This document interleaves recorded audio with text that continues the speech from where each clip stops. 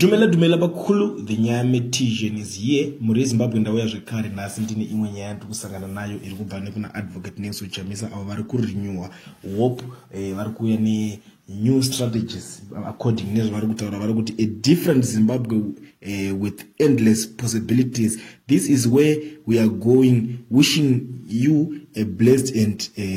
rewarding new month of July. Ndo mashoko avari kutaura panapa, asi tiri kuona kuti pamashoko avo aya pane zvakawanda zvavanenge vari kupromisa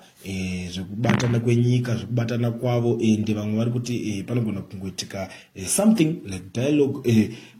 zvinhu zvakawanda zvinenge zviri kuitika, but asi tikada kutarisa pamufananidzo iwayo vane zvavaisa tingati zvakamboita mbiri vachitaura vachiti maspaghetti roads ndo avaisa ipapa, tingati hatingaiti flyover, tingati ichi, but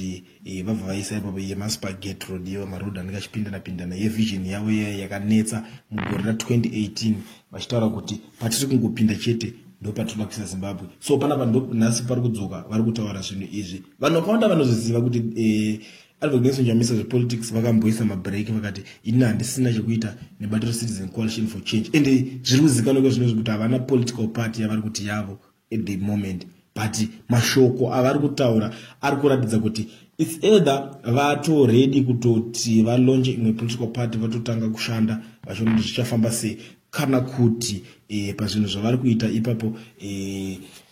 vane skillful yekuti vanogona kungoita GNU or something good for